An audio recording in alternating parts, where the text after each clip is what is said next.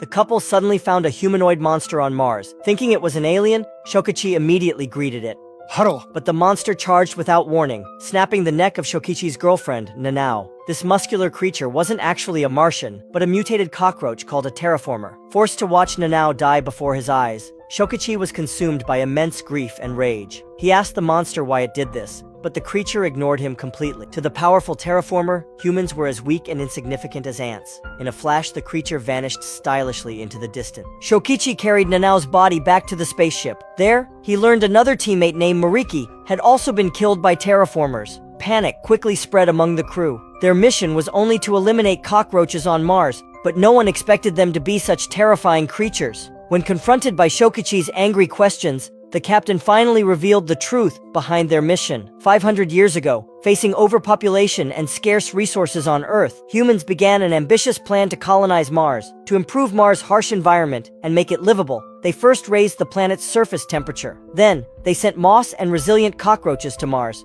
But no one predicted that centuries later, these cockroaches would mutate dramatically, adapting to Mars's extreme conditions. Previously, humans sent a spaceship called Annex 1 to investigate, but tragically the entire crew was wiped out. Determined to carry out their colonization plan, they now sent a new spaceship called Bugs 2. Dr. Honda, who led this mission, had recruited prisoners by promising freedom and money. He only told them their job was to kill cockroaches, but conveniently omitted just how dangerous these creatures were. Clearly, they'd all been tricked. Suddenly, Dr. Honda appeared as a hologram inside the ship. Angry, Shokichi punched through the projection, demanding to know why he had lied to everyone, but Dr. Honda told him to calm down. This time, they weren't unprepared. Before departing Earth, Dr. Honda had modified each crew member by implanting insect DNA into their bodies. By injecting themselves with a special activator, they could briefly gain superhuman powers, strong enough to battle the Terra Formars. After explaining, the captain uploaded each crew member's unique insect abilities into their brains, but he warned them to use their abilities sparingly. Overuse could be deadly. Right after he finished speaking, a terraformer suddenly appeared outside the ship. At that moment, a battle-hardened mercenary named God Lee stepped forward. He was ready to take on the creature himself. Seeing how calm and confident God Lee was, everyone thought he would win easily. He injected the activator into his body and transformed into a bombardier beetle. Even so, his combat strength was far beyond normal humans. Facing the powerful terraformer, he held his ground without flinching. God Lee could even shoot scorching flames from his hands. He planned to finish the fight with that move. He thought he could burn the terraformer to death, but to his surprise, it had no effect at all. After all, surviving for hundreds of years on Mars required a body far stronger than fire alone could defeat. Just as God Lee was about to attack again, the terraformer flashed forward and ended him in an instant. Everyone was stunned. And then, in the very next second, the terraformer appeared on the ship. It began slamming its head against the glass repeatedly, trying to break into the cabin. Vice Captain Zhang tried to calm everyone down, saying the reinforced glass on Bugs 2 was unbreakable. But before she could even finish his sentence, the terraformer smashed through the window and killed 2 crew members instantly. Seeing this, the captain injected the activator into his body. He transformed into a bullet ant. As expected, the bullet ant form was fierce. His punches were like bullets, and in just one strike, he took down the terraformer. But before they could celebrate, the ship's radar scanned more terraformers rapidly approaching. With that many enemies, they knew they didn't stand a chance. So the captain gave the order to abort the mission and return to Earth. But at that moment, the ship's launch system suddenly failed. Their only option now was to head to the nearby Annex 1 ship and transfer its system into Bugs 2. Since both ships used the same system, they could relaunch if the transplant worked. The captain chose to stay behind and hold off the swarm. He ordered Vice Captain Zhang to lead the others to Annex 1. Ichiro also volunteered to stay and fight beside the captain. Before leaving, Shokichi went to say goodbye to his girlfriend Nanao's body, but saw a strange antenna growing from her head. Soon, the others boarded the space rover. At this moment, Tezuka's ability came in handy. He injected the activator into his neck, and a tube immediately extended from his mouth. As soon as the hatch opened, they saw the area outside swarming with terraformers. Tezuka got ready, his cheeks puffed up like a toad. Then a burst of fire exploded out of his mouth. The powerful force launched the space rover forward like a rocket, blasting straight through the horde of monsters and pushing the vehicle far away in an instant. It turned out that Tezuka had the powers of a Jerusalem cricket. He could release gas from his tail to escape danger at incredible speed. His top speed reached over 1,000 kilometers per hour. Thanks to his constant boost, the space rover sped rapidly toward the destination. The 2 girls couldn't help but praise him, but soon, a new threat appeared. A giant wall suddenly suddenly rose in front of them. At first it looked like a rushing tsunami, but when they looked closer, they realized it was made up of countless terraformers, a cockroach tsunami. Their only option was to charge through it at full speed. As the rover crashed into the cockroach wave, countless limbs and broken bodies slammed into the windshield. Tezuka took a beating on the roof, but he kept going with sheer determination. Finally, the rover burst through the swarm. Everyone breathed a sigh of relief. After a quick break, Tezuka pushed forward again, but when Vice Captain Zhang looked ahead, his smile instantly vanished. Another massive cockroach tsunami was coming. This time, Tezuka wouldn't last. To help cover for him, the two girls decided to transform. They both had the power of hard-shelled beetles. Their huge pincers were great for defense. As the swarm approached, Tezuka went all out with his firepower, and the girls braced for impact. The cockroach tsunami swallowed the rover. A powerful shockwave followed. Even with the two girls protecting it, the impact was just too strong. As the rover broke through, it flipped over from lack of thrust. All three of them were thrown off. The people inside were knocked unconscious by the force. Luckily, before the terraformers reached them, the rover switched to autopilot and carried the unconscious crew away from danger. But the three who were left behind were in serious trouble. The ground was crawling with terraformers,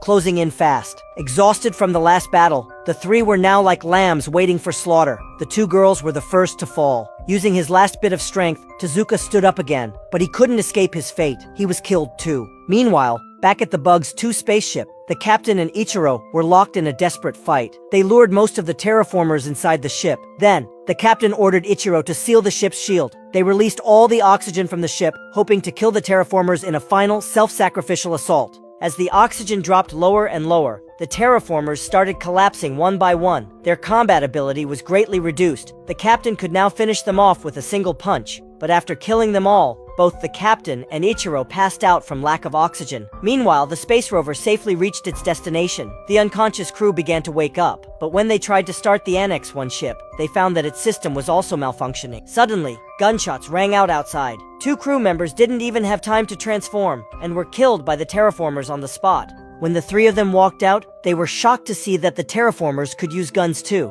At this point, Shokichi had no choice but to transform. He became the most powerful insect of them all, the Asian giant hornet. His arms carried deadly venomous stingers that could kill a strong terraformer with a single hit. Seeing how powerful Shokichi was, Muto couldn't hold back anymore, and injected himself as well. He turned into a desert locust, with extremely strong legs and amazing kicking power. In contrast, Vice Captain Zhang transformed into a mantis. Her sharp arms were like blades, cutting through terraformers as if slicing vegetables. With the three of them working together, they quickly wiped out more than a dozen terraformers. Meanwhile, back on Bugs 2, the ship's oxygen system was slowly recovering, but the dying captain suddenly saw another terraformer appear inside, pointing a gun right at him. Just when he had no idea what was going on, the terraformer's body split open. Inside was someone unexpected, Mariki, the crew member everyone thought had died long ago. Mariki was a flat-headed wasp. Her special stinger allowed her to control the terraformers' brains and turn them into her puppets. That was how she had survived earlier, by taking control of a terraformer. It turned out she wasn't on Mars just to kill cockroaches. She had a secret mission from Dr. Honda, to bring a terraformer egg back to Earth. Since the captain didn't agree with the plan, she had no choice but to shoot and kill him. Even Ichiro, lying nearby, was actually her accomplice. Mariki poured a cup of water over Ichiro's body, and within seconds, he came back to life. Ichiro was a sleeping chironomid with an almost invincible survival ability. In that state, he could survive boiling water for 2.5 minutes,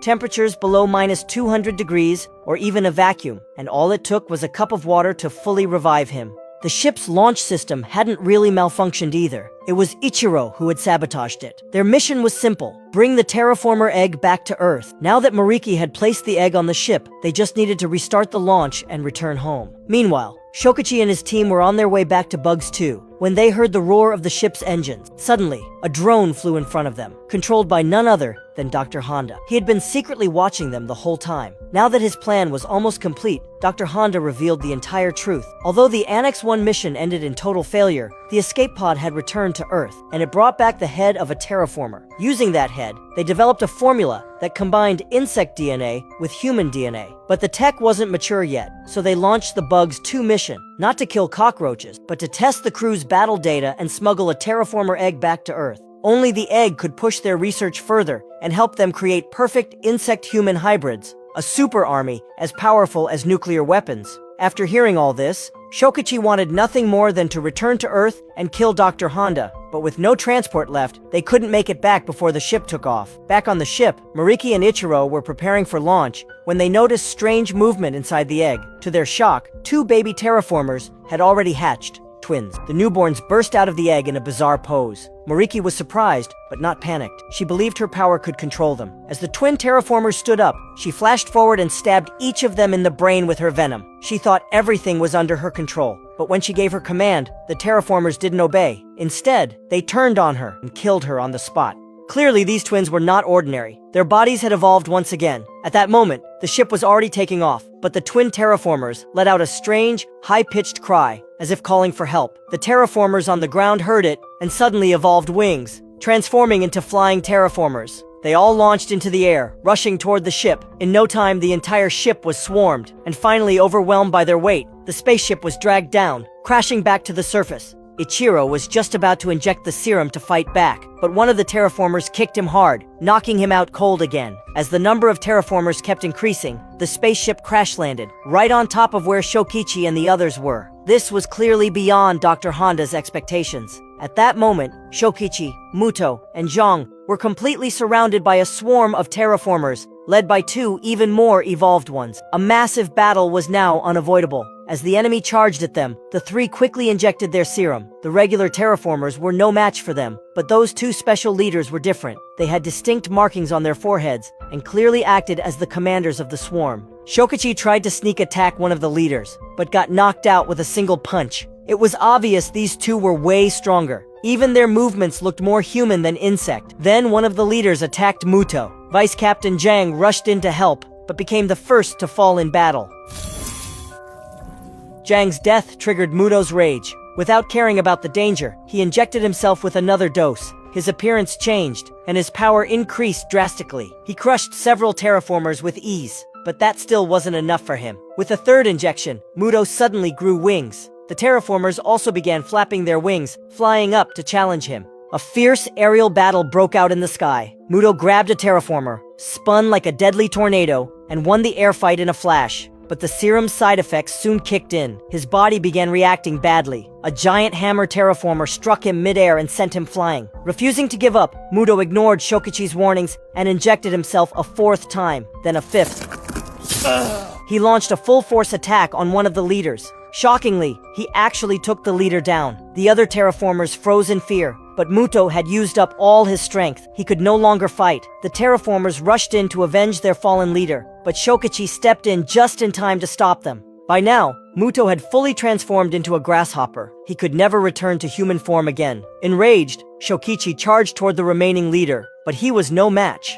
The leader easily blocked his attack and even snapped off his deadly stingers. Shokichi threw a desperate punch, but it didn't hurt the leader at all. Instead, he was brutally kicked across the battlefield. Just as the leader stepped forward to end the fight with one final blow, his raised fist suddenly stopped in midair, because a glowing figure appeared in the sky above them. Shokichi turned around and was shocked to see Nanao, the same Nanao who had her neck snapped at the start. It turned out her transformation was the silkworm moth, so after dying, she went into a cocoon and was reborn as a moth. Nanao flapped her wings gently and began scattering scales from above. The terraformers were completely confused. Only Muto and Shokichi noticed something was wrong. Nanao was trying to trigger a massive dust explosion using the powder from her wings. In other words, she was planning to self-destruct. When Shokichi realized this, he refused to accept it. He still wanted to return to Earth with her. His deep love for Nanao made him evolve, and he suddenly grew wings. He flew toward her without hesitation. But just before he could reach her, a terraformer picked up a weapon from the ground and pulled the trigger at the 2 of them in the sky. A massive explosion followed. All the surrounding terraformers were killed instantly. As the firestorm closed in on Shokichi, Muto used his last bit of strength to pull him out and save his life. Shokichi could only watch helplessly as Nanao was swallowed by the flames. After the huge explosion, both Shokichi and Muto fell from the sky. When Shokichi woke up, he had returned to his human form, but Muto had overdosed on the serum and soon died from the side effects. Unexpectedly, the leader and a few terraformers were still alive. However, the leader was at his limit too. Without transforming, Shokichi landed a solid punch and knocked the leader down. As the leader lay weakly on the ground, Shokichi didn't finish him off. He chose to spare him instead. Back at the ship, Shokichi found that Ichiro was also alive. It turned out some spilled water had accidentally saved him. At this point, Ichiro no longer wanted to fight for Dr. Honda. He also chose to let Shokichi go. After all, Dr. Honda was the real villain. The two boarded the escape pod together and prepared to return to Earth, ready to expose everything that had happened. The terraformers on the ground tried to chase them, but the leader stopped them. Now that he had evolved intelligence, maybe he never wanted to fight humans at all. He just wanted to protect his home and his fellow terraformers.